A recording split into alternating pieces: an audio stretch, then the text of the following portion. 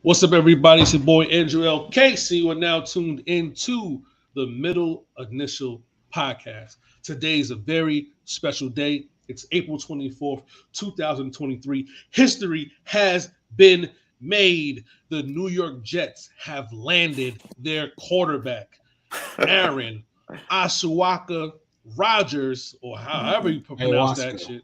Ayahuasca. Aaron Ayahuasca Rodgers is now the quarterback for the New York Jets. And I am here with my co-host, as usual, Kevin A. Lewis, Jude A. Jackson. Are you guys as excited, as pumped as I am pretending to be? No, I'm very actually, excited. no, I'm not. No. I feel like the delay in getting the deal done kind of sapped excitement per se. Like it's just like, all right, the deal was supposed to be done a long time ago. It's finally done.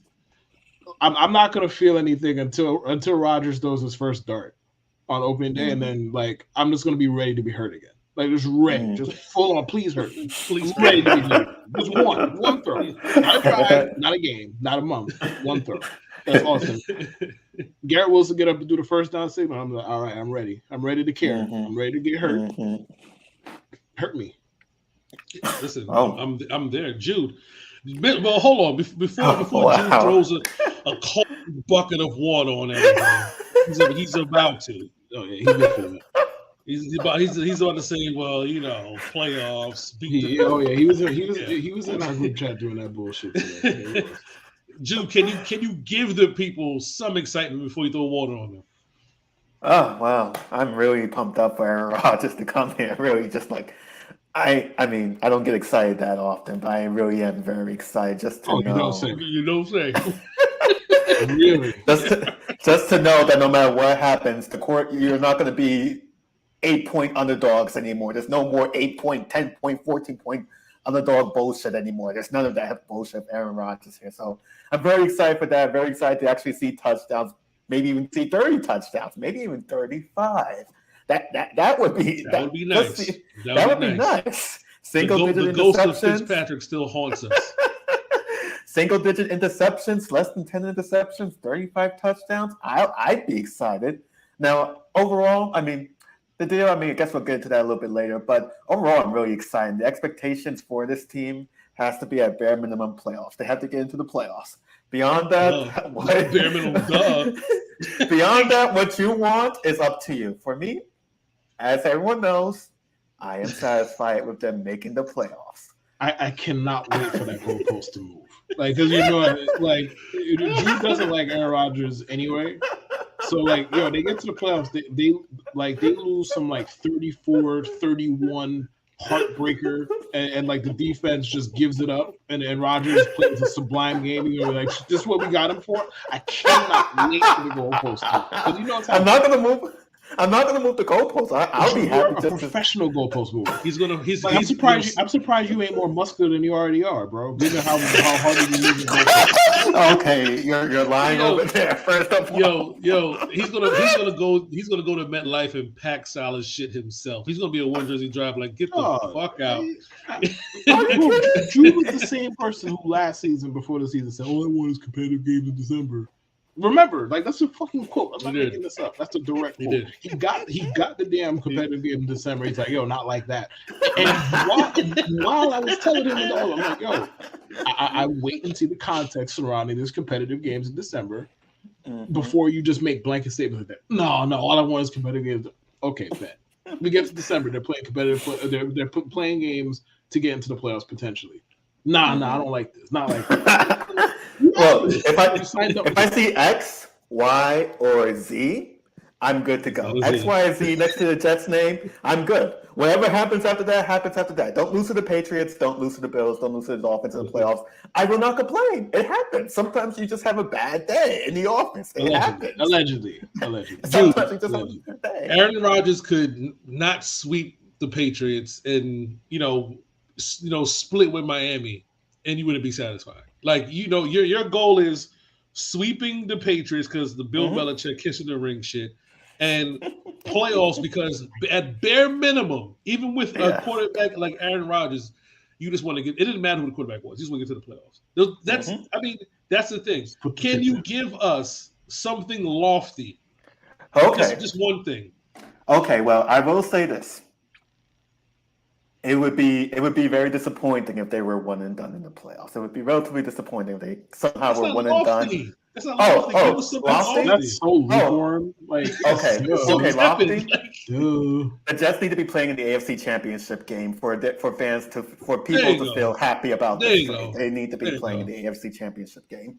Thank you. At home, preferably. At home. I mean, I don't want to get too crazy. Listen, I don't want to get too crazy. Hosted a home playoff game in forever. 20 years. 20 years. 20 years. So 20 years. yeah, I think for me, and I'm not going to bullshit nobody. Oh, this is the great. No, I was not 100% on board with getting Aaron Rodgers for the other nonsense that comes along with him. However, I do respect his game as a quarterback. I didn't like the darkness of tree and all the waiting and stuff like that. So I agree with Kev. It took away a lot of the excitement. But somebody said, and like Kev said, the first bomb to Wilson, and I'm ready to get hurt again. We were there when Sam Darnold went against Detroit and he threw his first bomb to Robbie. Who was it?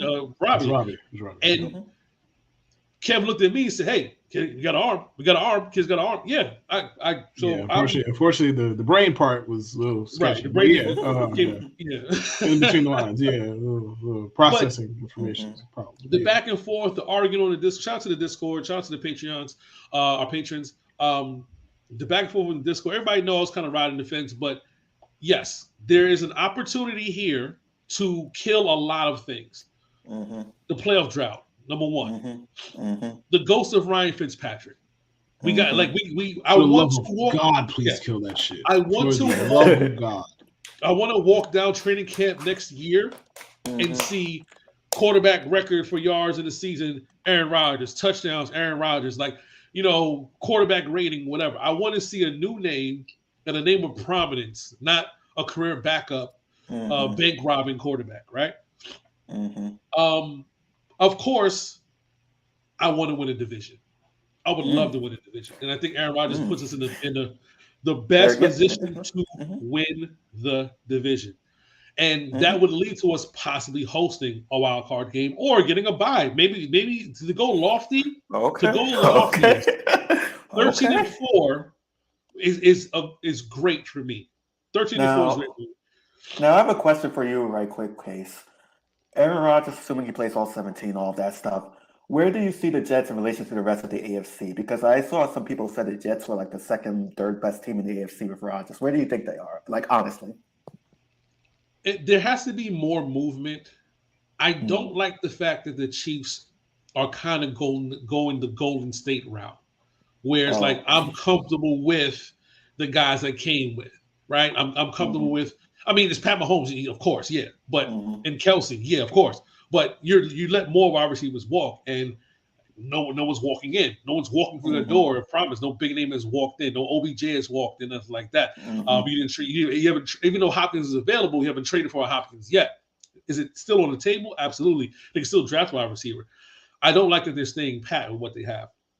I think the Buffalo experiment and hype is about to be over. Okay. No, it's not. The general public loves them some Bills, bro. The general public. I'm talking about the actual result. Okay, got it. Yeah, I think the general public is still going to be Josh Allen MVP, stuff like that. But we've seen the past 2 seasons that season is starting to kind of like fade a little bit. The coach is a fucking loser. But yeah, keep going. Yeah, there's no day. I kind of cut out a little bit. Is it about Sean McDermott being a loser? Yeah, McDermott. Yeah, I think he's a fucking loser. I don't think he wins shit with that dude. And I think that's about it. Like, you're really looking at Chiefs, Bills, and everything else is like, so why aren't we? Yeah, the Jets could be the third best team in the AFC because it's Chiefs, Bills, and I don't know what the Bengals. Bengals. Yeah, Bengals as well. Sorry, Bengals. And the Bengals are probably the only team that's really actively trying to improve in certain areas where that makes sense, especially offensive line with their deal they just have for offensive linemen. But yeah, I mean, if it's Chiefs, Bills, Bengals, and the Chiefs, I'm not counting them out. I'm not saying they're regressing, nothing like that, because people made that mistake last year and they won the Super Bowl. And it's Pat Mahomes. You can't make that mistake. But I do feel the being comfortable with just letting everyone just walk in and out is going to bite them eventually. Like, you just can't keep letting people walk out and just say we're going to roll with Mahomes and Kelsey and the motley crew of whatever. Eventually catches up. Sky Moore. Right. You see Golden State, it's like you struggle against Sacramento and you're wondering why. And it's like, yeah, you can't really keep going to the well with the same guys over and over and over again without adding some, new flavor. So I don't see no wrong with this being third. Yeah, I will also say with regards to Patrick Mahomes, the NFL in particular, they've been super duper horny for like the last 4 or 5 years for that Aaron Rodgers Patrick Mahomes matchup. Like several years, every time they were supposed to match up, Rodgers got COVID one year. The other year, Patrick Mahomes got hurt. If I had to make a quick prediction, I'd say that game's going to be like within like the first 3 weeks of the season. They're going to be like, we got to get this in right now. Yeah, the rumor is the Jets are going to get 6 prime time games. They will. It's a New York team. They will. I know that you're excited, particularly Jude, and a lot of fans have been excited. Like, we're finally getting. We're the Cowboys game is slated for November.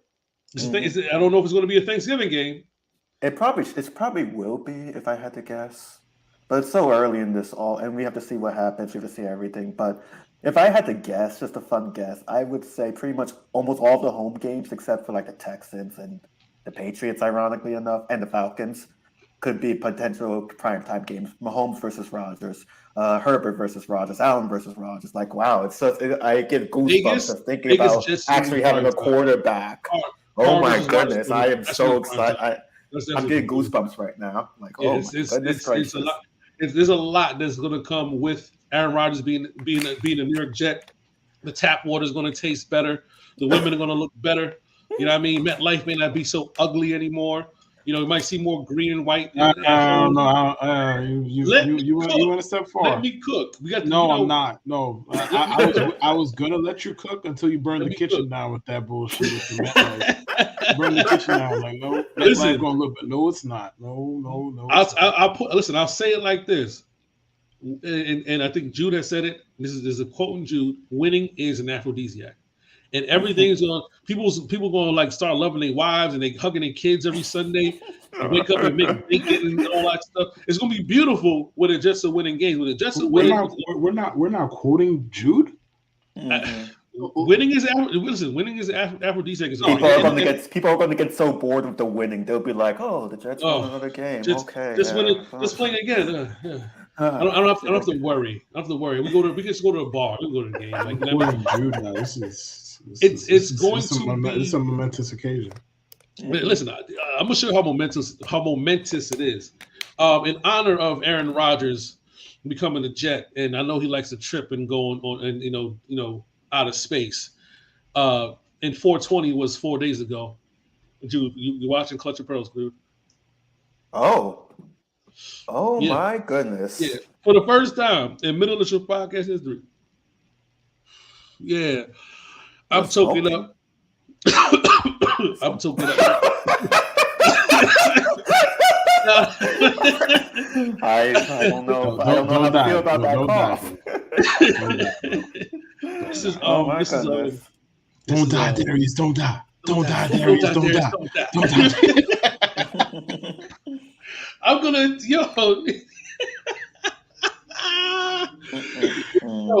real one's gonna get that reference. Only real one's gonna get that reference. But Aaron Rodgers, you are a New York Jet.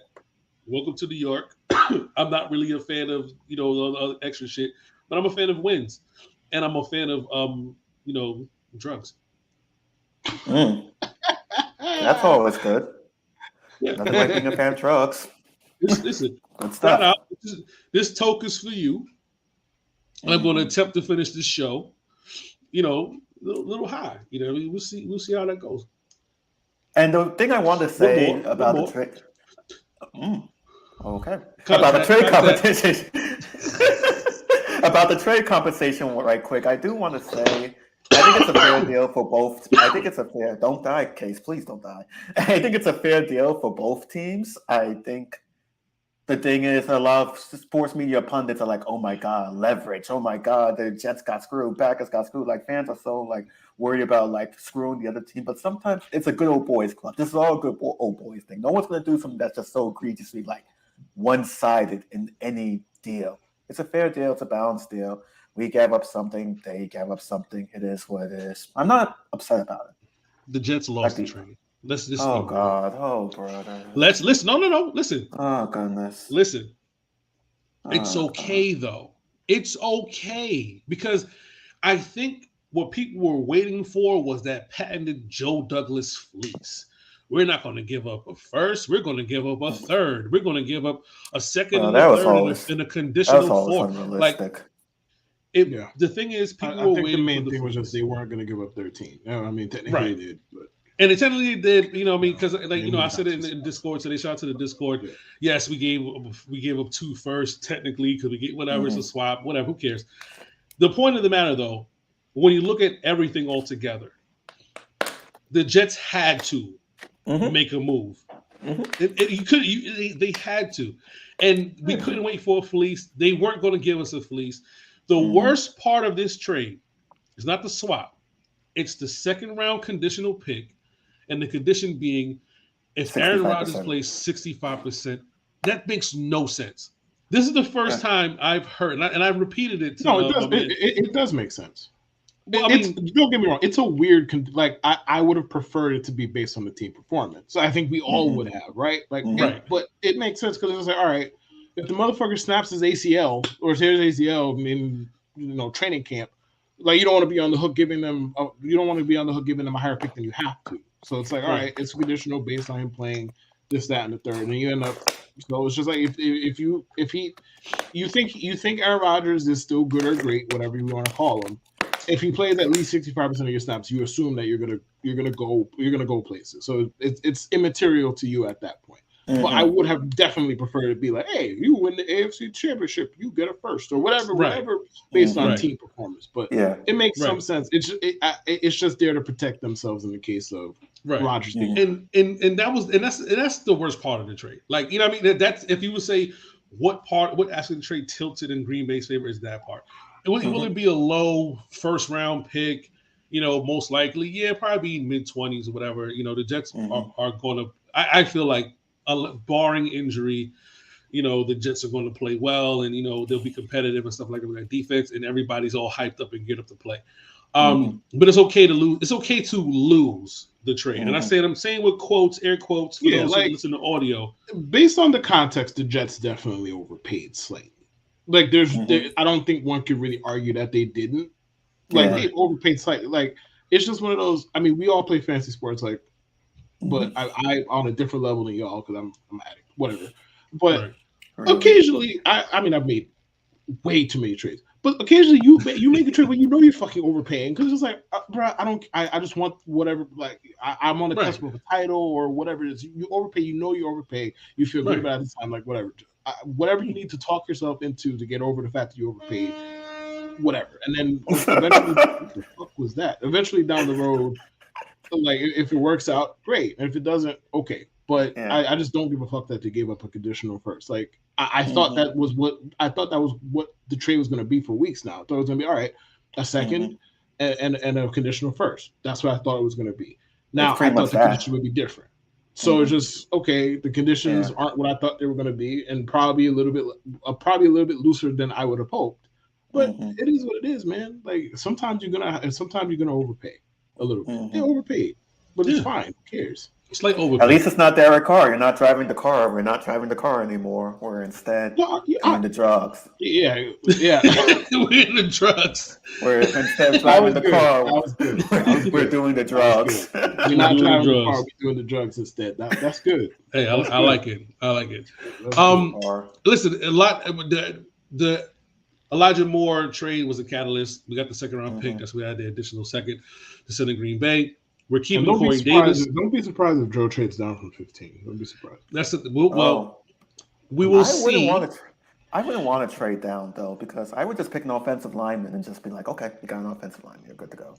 I was thinking offensive line too, but we will see Thursday night at our NFL draft party at Lust 77 on I think that's 25. I gotta get the address for you guys before I repeat it. But yes, we will be having our NFL draft party. So if you guys are interested in coming out, the tickets are available. We are tweeting the links. Make sure you're following us at MIPod69.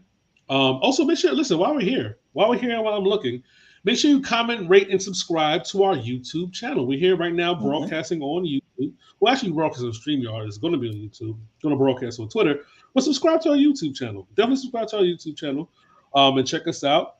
Subscribe to us on Spotify, Apple Music, Ghana, wherever you get your podcasts.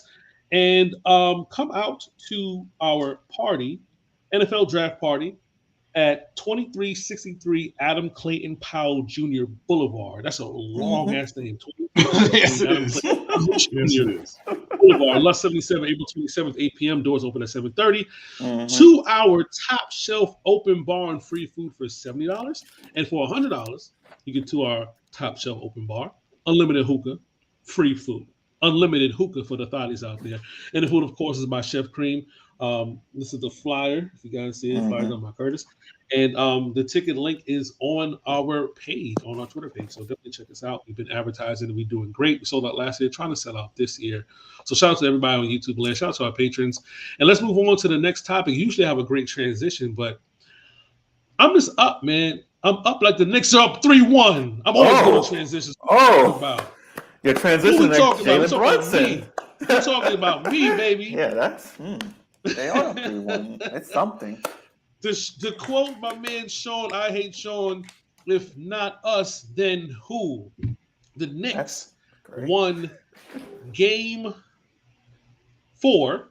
I don't know what the score was in Game 4, but most importantly, in the past 2 games, Kevin's boy, our boy, J.H. Finest, Rowan Barrett, RJ Barrett stepped way up and helped guide the Knicks to 2 victories. The last time we spoke, we were up 1-0. We lost Game 2, and we've won the last 2 games, 3 and 4. The Knicks up in a position to seal the deal on Tuesday.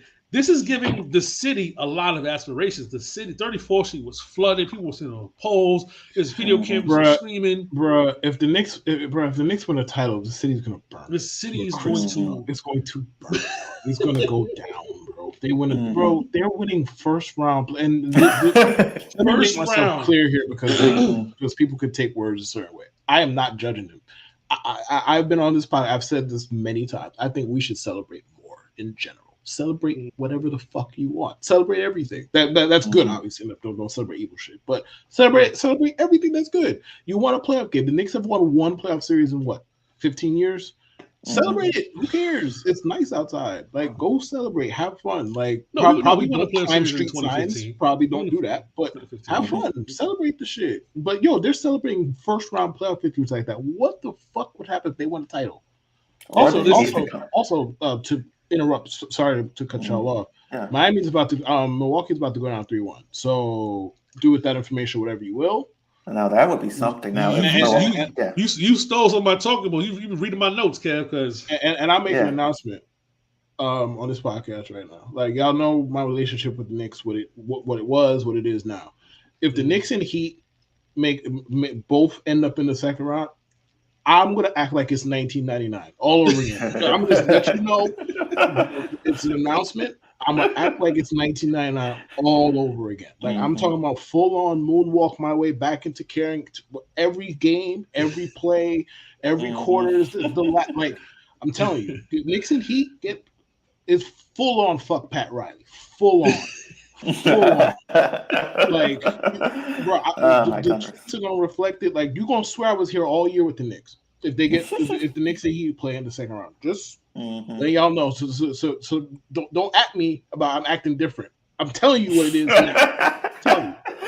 I will say there's a couple of things. The Knicks are playing some really, really like good defense. Like, Donovan Mitchell had a great first game, and since then I believe he's probably scored like a combined in the last 3 games, a combined like what?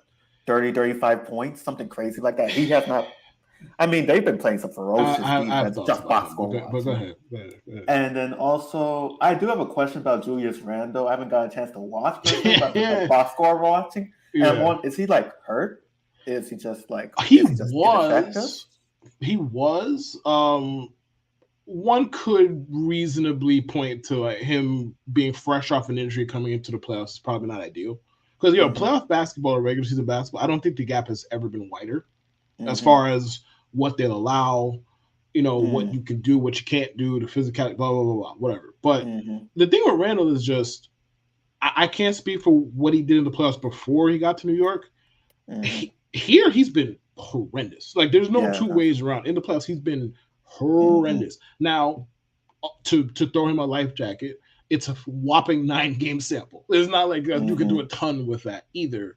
But he's been hilariously bad in the playoffs since he got here. Now, can that change? Sure, of course it can change. And the Knicks are up 3-1 without him doing shit. So ultimately, like they're in good shape.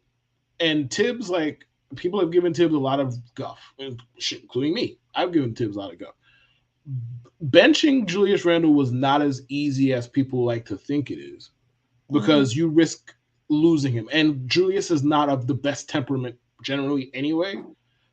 So you risk losing him in that kind of spot. Now, I don't think you should have to worry about that, but you're a basketball coach. Of course you have to concern yourself with it. And you just like, listen, man, the team is rolling. Obi's playing well. RJ and Obi are playing well off each other. The lineups are doing well. Julius was not it today. Like, you could sit. And it takes some balls to do that. So I got to give him his credit because God knows if he did some dumb shit, I'd be here to bash him. But about Mitchell real fast. Yeah. Okay. The thing with Donovan Mitchell and why the conversation around that trade was always really weird, or excuse me, the failed trade, was always really weird. It's like, we usually do that kind of stuff for guys who have won or have won something.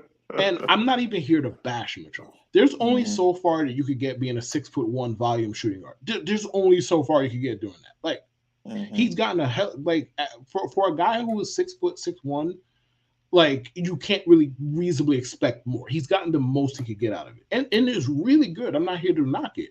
But as the best, because I think Gobert was better, but I realize Gobert's become a punchline for like 3 years now. So there's that. But in Utah, when he was their best player, Reed, the guy who scores the most, they blew what? They blew a 3-1 lead. They blew two different 2-0 leads. They blew a 2-0 lead to a team that was without Kawhi for the whole series. They blew a lead, a 2-1 lead to the Mavericks, where Luka was unavailable for half the series. Now you have him throwing all kind of bricks up at MSG. Like, the converse, and granted, I don't like doing the Knicks for clicks thing because I feel like Knicks fans take pride in being a victim of the media coverage, even though their team has been a joke for 2 decades. But that's neither here nor there. The Mitchell stuff felt very like, oh, the Knicks lost out on Donovan Mitchell, because if the Knicks had paid what they had to pay to get him, and then you throw up that stinker in MSG, they'd be the same ones like, oh, why'd you pay that much to get him in the first place? They'd be the same one doing that shit. So it's like, we didn't need to do this with the 6'1" volume shooting 2 guard. We really didn't need to do all that. And this series is showing why. And also to close it out, like Cleveland, I feel like they're a regular season built kind of team. Why that is? They have 2 rangy, skinny big dudes. Not here to knock skinny people. Not here to knock tall people. I don't want 2 Chris Bosh built guys in my front court come playoffs. I just don't. Sorry, I don't. One, great. One coming off the bench even. It's like 2 on the team, fine. Both of them starting and playing 30, 35 minutes a night, probably a no. And then their backcourt is 2 6'1" dudes. We saw Portland try to do that shit. It doesn't work. It don't work. It don't work, bro. Hey, how about Isaac Okoro? I mean, he was a bench player, not even a bench player. He was like an 8th man talking like a starter. Okoro slander. I'm sorry, but it's like, did he do anything game 4? I think he had. Listen, I personally think that they should let him play for 30, 35 minutes and stick him on Brunson every single time he's on the court, because he did a decent job of Brunson when they put him on him. So I think that's personally, I think they should stick Okoro on Brunson. Oh. No, I'm not being sarcastic. No, Okoro's literally paid to play defense. If he could not play defense, he would not be in the NBA. He's paid to play defense. So stick him on Brunson. Like, I know the offense is what it is, and he's a little bit gun shy with the shot. Like, he's the exact opposite of Dillon Brooks. Now that we're sitting here talking about this, even though he's a better defender than Brooks is, but like Okoro can shoot but doesn't want to shoot. and Dylan Brooks can't shoot, but can't wait to shoot. I remember this conversation. Can't shoot, doesn't want to shoot. That's Ben Simmons. No, that's not Ben Simmons. Right. That's someone else. There was someone else. No. I remember can't shoot and doesn't want to shoot. No, both. Okay. No, that's Ben Simmons. Yeah. Okay, I was trying because I remember this analogy. It was such a good analogy, like Ben Simmons, Westbrook, and Giannis. I think definitely Ben Simmons. Westbrook can't shoot, but can't wait to shoot. Yeah, Jalen Brunson. I want to say he's been so good, and it's so funny. Like people were acting like when the Knicks got Jalen Brunson, it was just this bad trade, and it's like a bad free agency signing. It's like I was one of those people, and I think. Listen, I think there is a level of skepticism works. It doesn't because people you don't know basketball. No, miss me with that bullshit. We've seen people have a good playoff performance, get a big contract the next year, and be nothing. Jerome James. Jerome James, yeah. But also recently on Atlanta Hawks. Who's on Atlanta Hawks? Who's struggling right now? All of them. Which one? No. You know that's what I'm talking about. No, I'm gonna get his name right now, huh? John Collins, Clint Capella? Yeah, John Collins. Okay. John. Yeah. Because there's something about teams that when they play the Knicks and they go to the second round and these guys are stars and anything like that, and then next thing you know, like they fall off like Roy Hibbert. Like Roy Hibbert made a name for himself in Indiana because he beat the Knicks. And all of a sudden, not gonna let you do that. Nope, that's revising history. The block on Melo. Roy Hibbert made his name long before that, buddy. Before that. The name that he made blocking because the blocking. Bro, people don't give a fuck that he blocked the Melo more than y'all. Like Knicks fans care. The nation does not. Like nobody remembers that shit except y'all. Trae Young being what he was in the Garden, like you beat the Knicks when we're like where we're at because a lot of us are talking. It's a lot of peak talk. So when Brunson was doing Brunson wasn't a guy I was looking at in the playoffs like, he'd be a great acquisition. I'm like, he'd be a great backup. I didn't see him as a starter. So yeah, I'm one of those people. And also, people are forgetting it was supposed to be Brunson and Mitchell. We did want Mitchell as well. We were going to make a trade for him, and it was like, no. I will say it again. I said it at the time. Like I think, given what they would have had to give up, it was probably for the best. I'm not even talking about any of the individual pieces because all of them individually, like they're cool, but they could have gone. But it's like, we watched the Portland Trailblazers for the entirety of Dave's career. Why do you want to replicate that? Like, why? Right. Why? Like, granted, both guys are better than McCollum is, or was, or however you want to put that. So fine, that it's not the same. But we see it with Bradley Beal and John Wall. It don't work. We did Bradley Beal and John Wall. It don't work. It like undersized shooting guard and decent average size point guard. But at least with Wall and Beal, they made sense together. It was everything else the Wizards did that just didn't make any sense. Like Wall, at least with Wall and Beal, like Wall could guard and Wall could defend his ass off. Like Brunson, love him, great player. Hooper, not known for his defense. Mitchell, damn sure not known for his defense. Right. And you're gonna put them both, and they're both undersized. Not even like you can say, all right, well, you know what? At least Mitchell's 6'8". If he plays with some effort. Like, all right, he'll give people some trouble just on the fact that he's big or tall, whatever. Bro, they just shoot him right over him. He's 6'1". On top of the fact that he's bad at defense, like, and you want to pair two 6'1" guards, neither of them were great at defense, like, and then pay everything to do it. No, right. A lot of us had had to write our apology letter to Brunson. Brunson has been amazing. People also have to apologize to RJ Barrett because yes, he had a bad first two games in the series. Yes, I think game one was kind of overblown, seeing as he had 4 steals and 6 rebounds. Like everybody was bad. Everybody for the Knicks. Right. I don't even know how they won a game. Everybody played well for them. Like, he had like 4 steals, 7 rebounds, 6 assists. Like he was doing everything else. Well, besides Brunson, but yeah, nobody played well for the Knicks. That game. So it was like people were game one. We won, and they were talking about RJ Barrett. I think the thing with RJ is, I don't think it's about any single game with him. Like I kind of feel like, and I can't say that they're wrong. I've watched a bunch of the Knicks and watched a bunch of RJ Barrett this year. Like they think his progress has either stagnated or declined, depending on who you talk to. So I don't think it was about game one. Because if RJ Barrett had some breakthrough campaign where he was like one of the better players in basketball, I don't think people would have been tripping that hard on game one. They'd be like, all right, he had a bad game, they won, whatever. that game, and they were talking about like listen. I thought the talk was crazy too. I saw it too. I was like, we won okay, the you guys game. won. Like, we won the game. Like, relax a little bit, breathe. Like the Knicks, and I don't want to play the history card, but I will shamelessly. It's not like y'all not used to winning playoff games. Just enjoy the shit for one night. Just enjoy it. Right. Yeah. And that was our first game 1 win on the road in like how many years? 25 years. 20 years. It was like ridiculous. Like since the 90s. Like, yo, you gotta really relax. Drew was like, the last time the Knicks won a damn playoff game on the road, bro.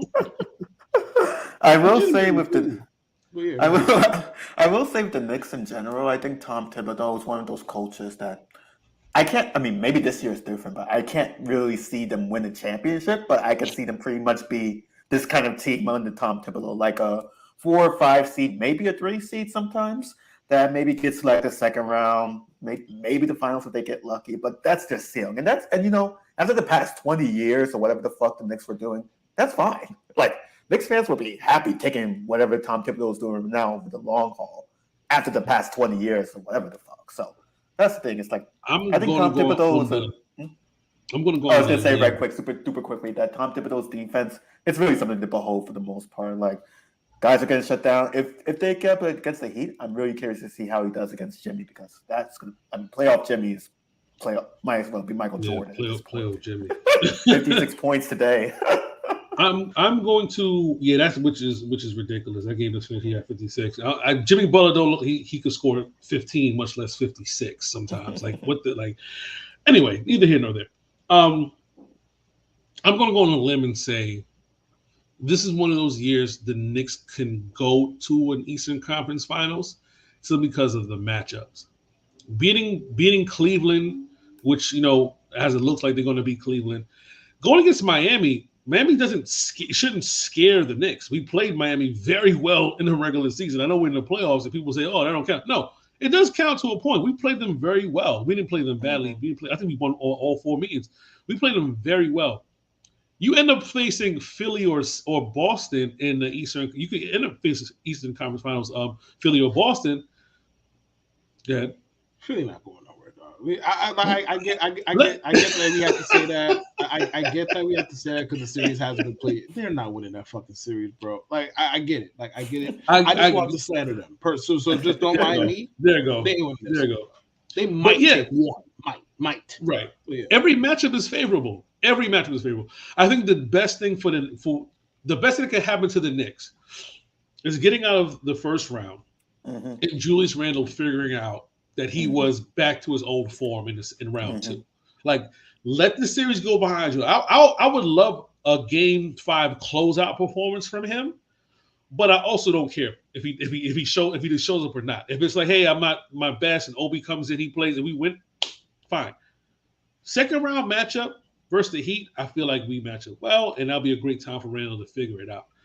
I feel like we could go to the Eastern Conference Finals this year. Like, that's one of the things, like matchup wise, because Giannis is back, and unless they just lost, unless Giannis and the Bucks will come like smash through and win the next 3 games in a row, which the way they're playing, I doubt it. We're gonna face Miami. Again, Philly, Boston. Whoever you like in that series, I know Kev already made his point, but matchup wise, I would love Philly more than Boston.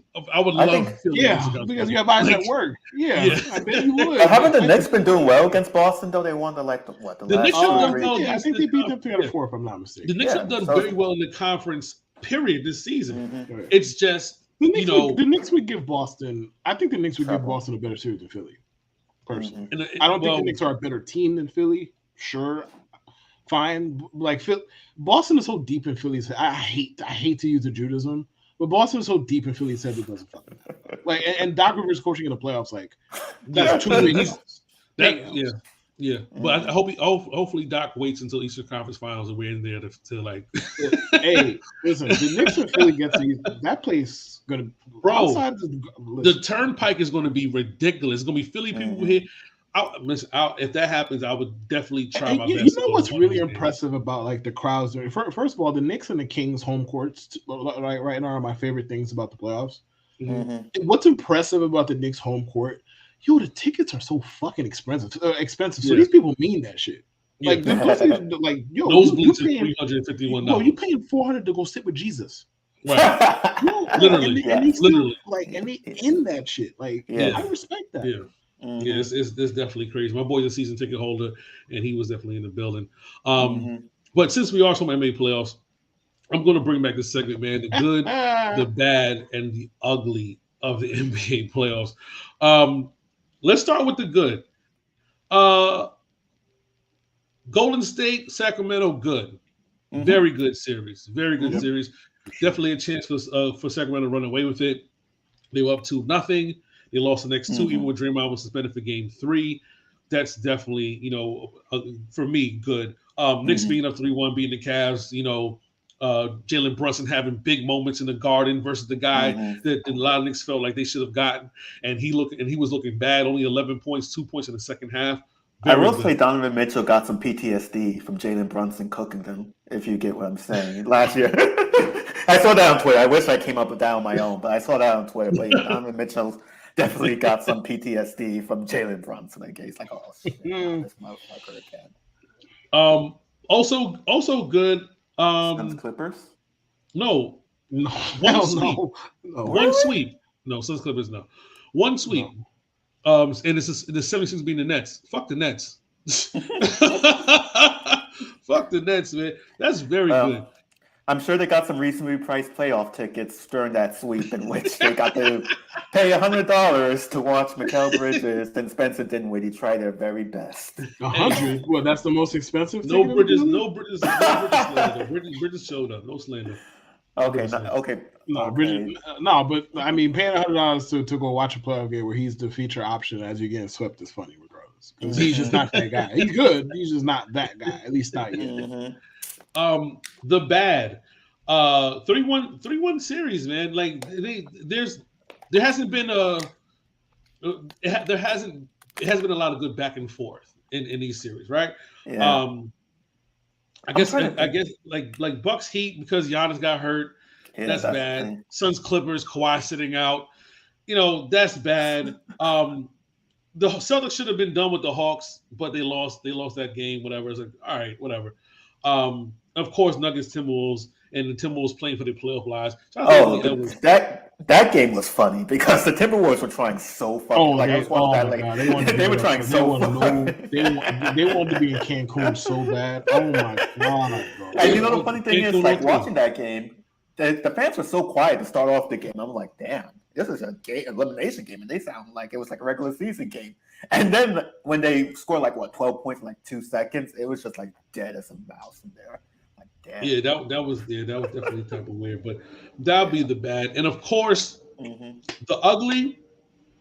Some of the gameplays have been just god awful. Some of the play, like even the Knicks 20-point win against Cleveland, that shit was nasty. That was just bad. It was very nasty. And man, ABC, ESPN, one of y'all producers somehow land on this clip on Hollywood. But listen, y'all gotta stop with the hot mics with the rims. Yes. Bro, it's too aggressive, dog. Especially when teams start missing a whole bunch of shots. Bro, I gotta turn my volume down. Relax, relax with the hot mics and the rims, man. That's all I'm asking. Relax, bro. They had the mic, the mic rim or whatever, or the rim mic or whatever, turned up on 10, and the Knicks and Cavaliers are missing every shot. I'm like, yo, this is too loud. Jesus Christ, dog, do something about this shit. Also, part of the ugly Reggie Miller, anything in the playoffs, discussing anything basketball, it's enough. Thank you for bringing him up. Speaking of fucking Reggie Miller with the ugly, Reggie Miller said on national TV in front of millions that Tyler Hero is a bigger loss for the Miami Heat than Giannis Antetokounmpo was. Wait, what? Yes, wait, what? Yes, he did. That's not a fake. That's not a fake quote, right? It's a direct quote. But Judy, it gets worse. It gets worse. I tweeted this. I'm gonna, as a matter of fact, when we're done here, I'm gonna go back because I'm petty. I'm gonna go back and I'm gonna quote it what about now? But that's neither here nor there. I tweeted it, and you had people actually arguing that he was making sense. And they weren't Heat fans. They weren't Heat fans, right? I think a couple of them were, but does it matter what team you root for at that point? I don't think it matters what team you root for at that point. And now they're down 3-1. It's they won 2 out of 3 games without Tyler Hero. Wow.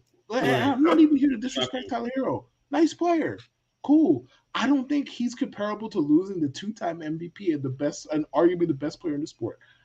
I apparently was crazy, and they were talking crazy to me, like, "Oh, y'all just look at the names and not anything." Yeah, that's a big part of this, actually. Yes, yeah, that's a big part of this. One is the biggest things in basketball, and the other one looks like Machine Gun Kelly. Like, bro, you lose Giannis, it automatically becomes a series, bro. Like, that's the thing. It automatically becomes the Bucks don't have enough to blow out any of these teams without him. That is what we call value. At last, I check. But yeah, Reggie Miller could go to hell. Go to hell. Yeah, a lot of discourse. Just go. Yeah, a lot of discourse surrounding NBA players in general has been terrible. Like, even though the latest thing was Steven Jackson, Captain Jack, talking about LeBron again, and it's just like, yo, man, he can't help himself. He can't. Yo, he can't.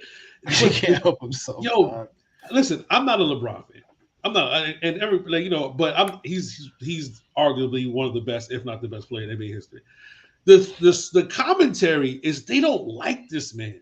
Like, this is not like LeBron may be the first superstar who hasn't had a sex scandal, cheating scandal, drug scandal, whatever. He gives charity, school, everything like that. And those NDAs. Those NDAs are the biggest. No, the NDAs doing work, but he ain't. He not the only one who got people signed NDAs. He managed to keep his head clean this whole time. Well, pause. But yeah, cleanest, but people hate him. Yo, did you see the clip where he was reminding this dude in the crowd that I won you guys another ring, and he was like, a Laker fan was yelling at LeBron, and he was like, "Yo, I got you a ring. I got my 4th one here." He's like, "Relax." And the dude's talking about Kobe. It's like, yo, LeBron's gonna get 5 rings. Like, I think Kev said this. Kobe? I think Kev said this, but it's like LeBron's pretty much a mercenary when it comes to the Lakers. Like they don't really like him like that. Like he's cool and everything. And the thing is, why they're really upset is that they know he's better than their man's. Simple. They know he's better than their man's. Yeah. And people have been saying that he's better than their man's for what, like a solid 12 years, 13 years, and they were right the whole fucking time. And that's all it is. Because if LeBron was not considerably worse, but worse enough where people couldn't argue that Kobe was better than him, nobody would care. They wouldn't care at that point. Just be like, oh, he's not a threat. It's the same way. It's the same reason why Jordan fans act the way they do towards LeBron. Because Jordan fans don't act like that towards Steph Curry, do they? What makes you think? That's why. Because they realize, hey, it's a threat. He's a threat. Whether they want to admit it or not, that's what it is. Subconsciously, that's exactly what it is. He'll never be better than Jordan in the matter of public opinion because Jordan's brand is too strong. Correct. It's because even the poll that they just dropped of players, and LeBron is like, who's your favorite player? Like Michael Jordan. I'm like, that's wild. People are still saying Michael Jordan. Like LeBron been in the league for how long? Like the guys who've played with Jordan are no longer played against Jordan, whatever, no longer in the league. Like it's in the last remnants of whoever played with Jordan is gone now, and people are still picking Michael Jordan over the face of the league. And I know Chris Paul is probably really the most unliked player in the NBA in comparison. It's really Chris Paul. Guys, it's really Chris Paul. People do not like Chris Paul. Yeah. But it's just amazing to see. That's my cat. I mean, it was amazing to see a poll come out and LeBron's like villainized. Like it's just, first it was we know why he's scared of him. Then it's like people are letting him, Steven Jackson, people are letting him score. People are letting him score. That's one of the stupid things of their life. So enough LeBron discourse. The LeBron discourse has been granted, I don't see a lot of like actual LeBron stans because I feel like a lot of LeBron stans are like 24, 23. I don't really be paying attention to what 23-year-olds say. No disrespect. I'm sure there are a lot of smart 23-year-olds. I really generally just don't be paying attention to what the fuck they say. So, I don't see a lot of LeBron's, but like the other stands and the other fans, like they hate LeBron. Like a lot of the discourse around LeBron is so fucking nasty. Like on both sides, but I'm speaking for the hater side because that's the one that I see the most. And it's just somebody the other day, as a matter of fact, I saw I actually practice good self-restraint, not quoting this guy, calling him a fucking idiot. But he tweeted like, "This is the third consecutive game that LeBron wasn't the best player on the floor." What? He's 38. Who cares? Number one. Number two, they're up 2-1 in the series. Number three, every single great player in NBA history, like I'm not even talking about 38, 32, age regard. Every single great player in NBA history has had games where they had a dud and their team won anyway because of great teamwork, bad shooting at others, whatever you want to attribute to. When Jordan went 2 for fucking 18 against the Knicks, and they still fucking won anyway. I never hear how he was carried. Never in my life. Never. He went 2 for fucking 18. And this was in the midst of the whole gambling fucking scandal. He went 2 for fucking 18. They won the game anyway. Don't do that. I'm wrong. Why he brought the gambling? He's like, he point shaving. No. I was not implying that the shit had anything to do with basketball. Okay, all I'm saying is that man was on TV with the shades on, talking about it's a hobby. Remember that? Like that's what I'm talking about. It's a hobby. You know the funny thing about NBA discourse in general is, and I've seen this lately, it's just the same old stuff like, oh my, if the guy doesn't win a ring, they're overrated. Like I saw a couple of people randomly call KD overrated. It's like, oh yeah, KD's overrated because he's got carried to his rings by Golden State. It's like, and can we just say a guy is very good? Do we have to like rate these guys? Like, can't we just KD's place in history is kind of weird. I was for those people who actually. The way I view these GOAT conversations, hence why I don't really have them, is like I'm way more concerned about how skilled you are, like and how good you are. I'm not like the extra shit and the will to win and how you look when your tongue is stuck. I don't really care about that shit. Sorry, I really don't. Like I understand careers are careers and people base it on that, and that's cool. But like you're not gonna sit here and tell me that Kobe Bryant's a better basketball player than Stephen Curry when he's not. Like to me, make this clear to me. But oh well, he played for 20. Steph is better at basketball. Like I don't give a fuck if he played 20 years compared to 12. That's not my problem.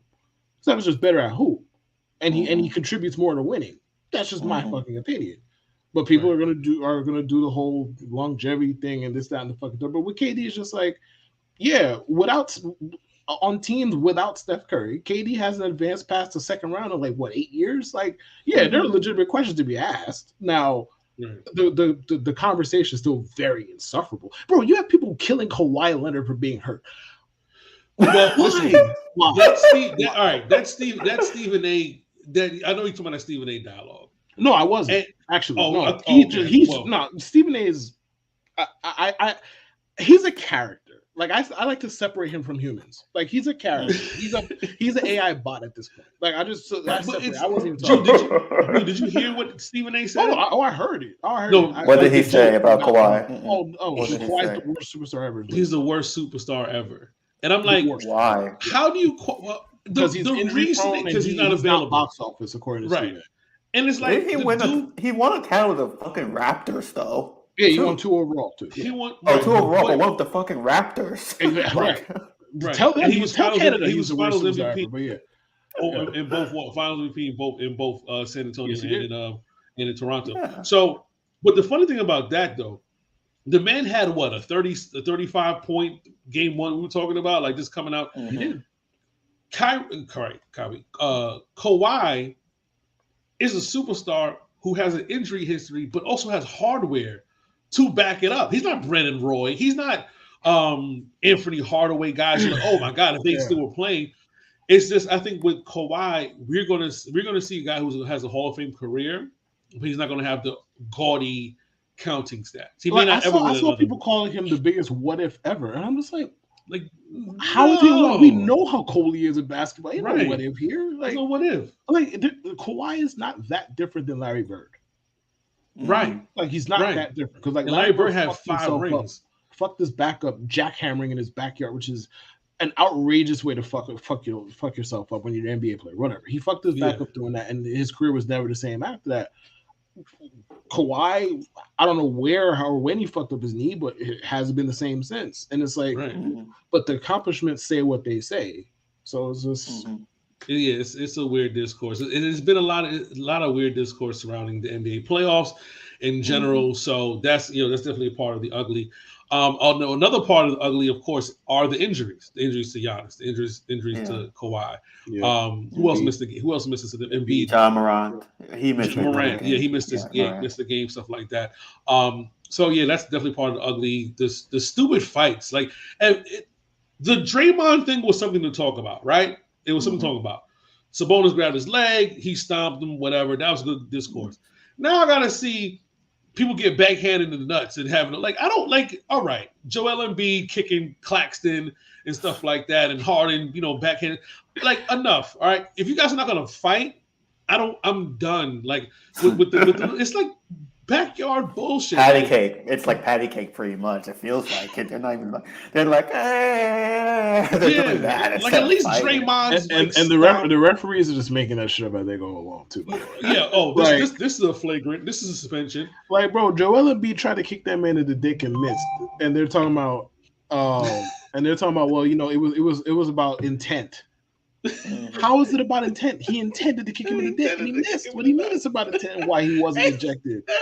He tried to kick him in the dick and missed. And then Harden made a basketball move. I don't even know if that was a foul, let alone a fucking ejection, to be honest with you. Like, it looked like just a typical, hey, he's too close. Hey, here, move him off me a little bit. That's what it looked like to me. He hit him a little bit low. They're talking about, he's ejected. But the guy who tried to kick the guy in the nuts in the first quarter was not ejected. Like, they're just making the shit up as they go along. Right. It's definitely like I really don't even think the Dillon Brooks play was ejection worthy either. Like, he clearly didn't hit him in the dick on purpose. Like, yes, Dillon Brooks is an asshole. I get it. He's a moron. We will talk about him. Well, shit, might as well get into him now. But yeah, he's a moron. Dillon Brooks is a moron. Do I think he wanted to hit the guy in the dick on purpose? No, bro. No, I don't think he wanted to hit the guy in the dick on purpose. No. Not in that, not in that scenario. Like, I've seen him hit somebody in the dick on purpose before. He hit Donovan Mitchell. Yeah, we talked about this on the show. But like, bro, the idea that Dillon Brooks really sat there. First of all, what made his comments even worse before I lead into what he actually said is he didn't even say this like directly after the game. It's not like he said like, "Oh yeah, I've just been mad as hell that I got ejected. My team got their ass kicked. I'm stewing over my field." Bro, he had a whole day to sit on that shit and think about what the fuck he was going to say. And he came out with the single most soft commentary I think I've ever seen in my life. Like, the media want to make me out to be a villain this time. First of all, sir, the media, all of them dirty plays that you be doing on the court are not, that's not media made. All that shit that you were just running your mouth 48 hours earlier, like not a week, not a month, not a year, 48 hours earlier. Before the damn next game you played, you was running your mouth about arguably the best player to ever walk Earth. And you were running your mouth talking about he was old, like I would have preferred to face him 10 years ago, all kind of shit. Right. We didn't make you a villain. You did this yourself. This is the motherfucking walking Garfield meme. I wonder who this for. You, bro. The call from inside out. What is wrong with you? Call from inside out. Like, if you're going to be a villain, I don't like villains who then like to play victim. If you're going to be the villain, be the fucking villain. Like, at least with Draymond, like, yes, he occasionally complains about how the NBA treats him, which I think is ridiculous personally. Because, like, Draymond Green with one technical has the longest leash of any player to ever walk Earth. That includes Mike, that includes LeBron, anybody you want to bring. If Draymond gets one technical, unless he punches somebody in the dick, he's not getting ejected. We've seen this over and fucking over and over. But Draymond leans into it. He likes that people don't fucking like him. Like, he's not going to roll with the media, maybe. No, he's just like, yo, listen, how I played helped us get 4 titles, and he's fucking right. Dillon Brooks talking about the media. Nah, bro. You made your bed, so fucking sleep in it. And he's not good. Yeah, the funny thing is Dillon Brooks got ejected, and then I think pretty much the moment he got ejected, shockingly enough, the Grizzlies played better. And all of a sudden, Ja Morant scored. Like, Ja Morant was having a pedestrian game. Dillon Brooks gets ejected. Next thing you know, he has 45 points and damn near a triple-double. I'm like, shit. Yeah, can we get, like, other guys to basketball and not Dillon Brooks? Like, is Desmond Bane not available? Like, Jaren Jackson not playing? That's the crazy thing. Like, Dillon Brooks is attempting more threes than, like, Luke Kennard, who's a good 3-point shooter, Desmond Bane, who's a good 3-point shooter, Ja Morant, who's a better. Time out. That I have to rewind just to the beginning of that sentence, and I have to give you credit for dropping a good statistical nugget that A, I wasn't aware of, and B, I didn't think of. Dylan Brooks has shot more threes than Luke Kennard. That makes fucking sense. That makes no sense. None. Zero. That makes no fucking sense. None.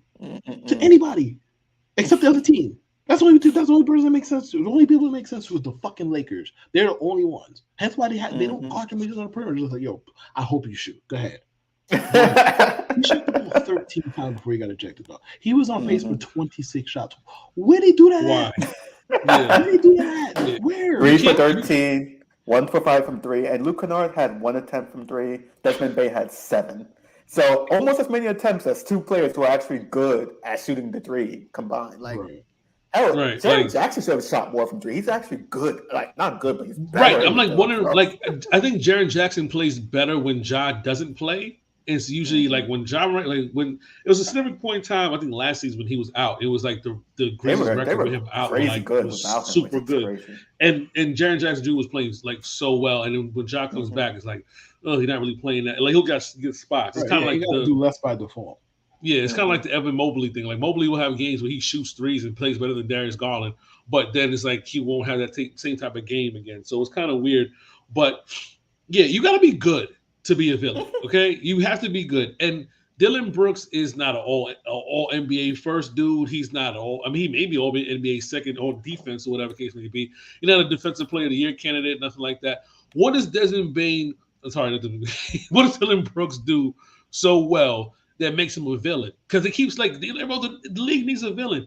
Yeah, villains are usually good at their job. Like Magneto is one of the greatest. Like everybody watched Avengers Endgame, right? For what? Because of Thanos. Because he's one of the greatest villains we've ever seen in the MCU. No one wants to see a sucky villain. No one wants to see. Dylan Brooks is Plankton from SpongeBob.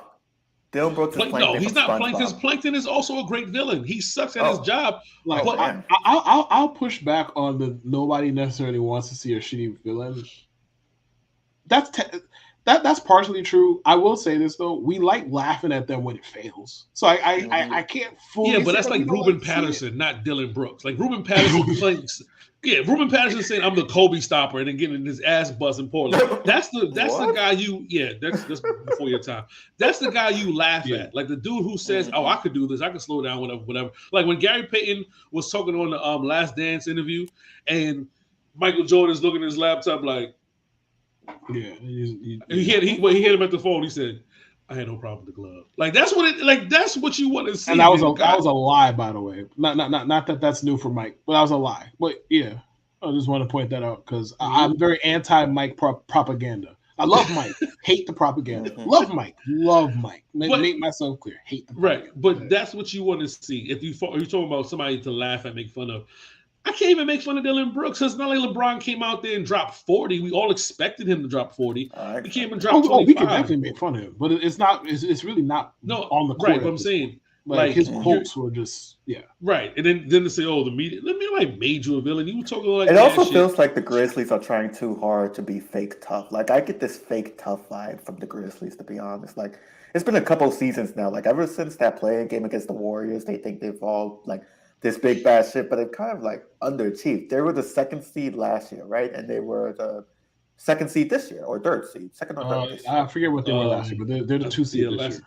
Yeah, 2 seeds. Yeah, so they're 2 seeds this year. They're probably about to lose to the Lakers today. And next game, they got not swept pretty early, but they had an early exit and expected from a 2nd seed. It's like, at some point, when are people going to stop acting like the Grizzlies, this scrappy young team that's just like, so tough. I think that ship sailed.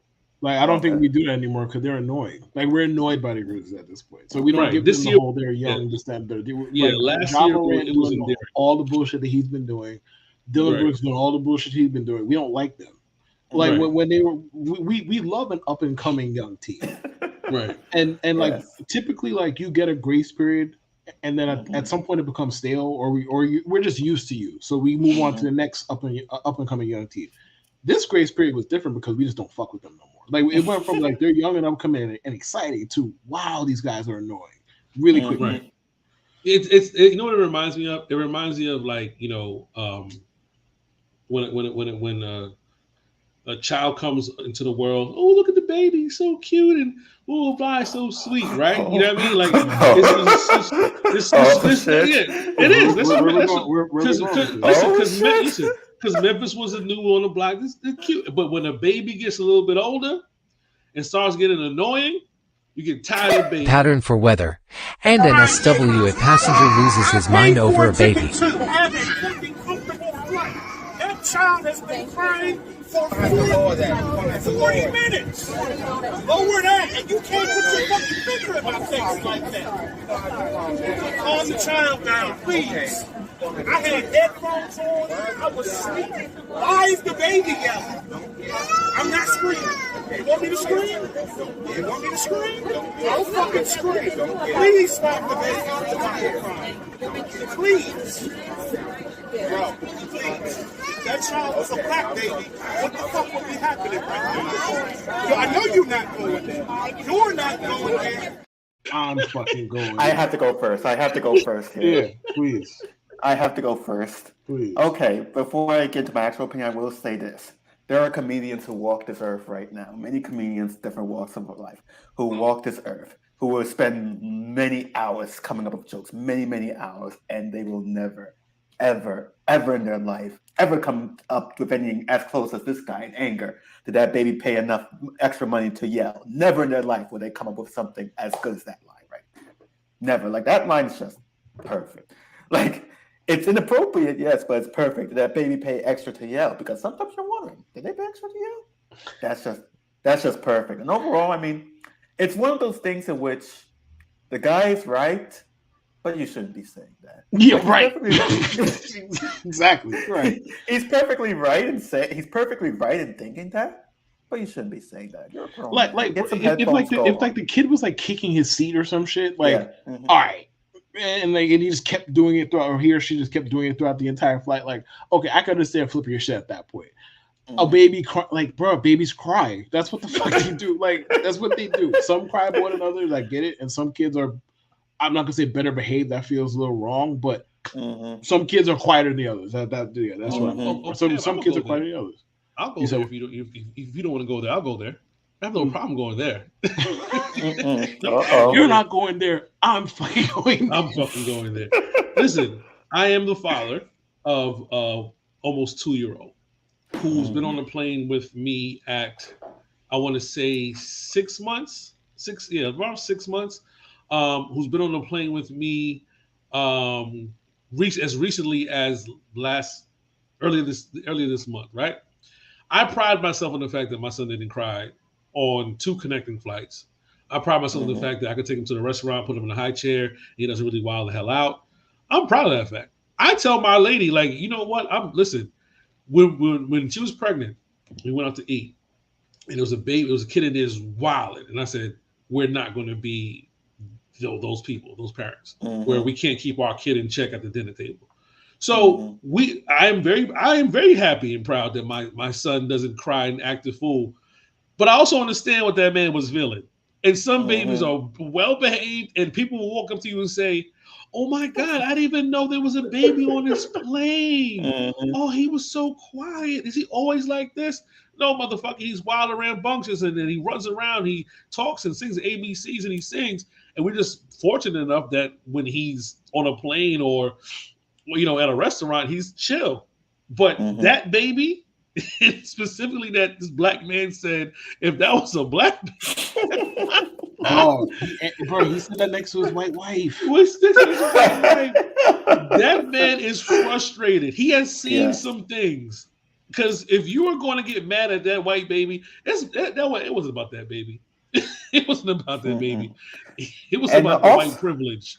And also another thing too, like, you know how sometimes you're in an argument or you're just like in a situation, you're like, after you leave, you're like, damn, I wish I said that really funny remark or that really like sarcastic remark. This guy has no regrets because he said everything off his chest. Everything just came out. Like, he don't have that's no just a portion regrets. of the video. This is a portion of the video. Like, he got everything he wanted to get off his chest, bro. Right. Everything. That is a black man frustrated with life, and that privileged white baby. And like, the baby was wild out because the people on the plane let him run his mouth for like 2 minutes. Right. Everybody started saying, "Shut up." That's how you know the baby was wild. Right. Like, the baby was wild, dog. Like, and no one was like, "It's a baby crying out loud. Why are you so rude?" bro. No one was doing that shit. No one jumped in and defended. That's why I think everybody else's reaction, like, you know, us parents, like, I didn't laugh at this video at first. I'm like, yo, fuck that dude, bro. That's I would have whooped it. He had to see me. Give me that baggage claim, nigga. You gotta see me for this. You know what I mean? Yeah. That was my initial reaction. Mm-hmm. But after you watch the video and you're like, I get it. Like, nobody was, that baby was still going. It's like, no one quiet this child? Is he colicky? Are they, you know what I mean, hungry? Like, what's going on? So yeah, I definitely get it. Shout out to him. Hopefully he's not on the no-fly list. Oh my God. Oh man. But you know what? You know, I think that baby. I tell you what that baby needed though. That baby needed a soothing lullaby. Oh no. It's the moment you've all been waiting for. Pull up a seat and get off your feet for Jude's Grooves.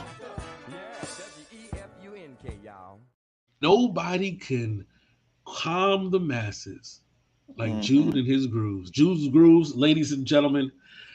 Listen, this has been one of the most popular spot on our podcast. Probably the most, if not.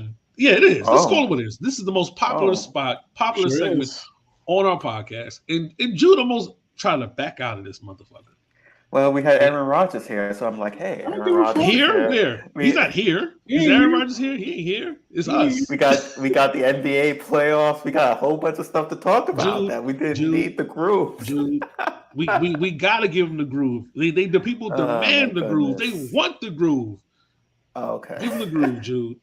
Well, just as a forewarning, there are some lyrics here that I'm just like, okay, you're going to be uncomfortable after I'm reading them because it's like, what the fuck is this?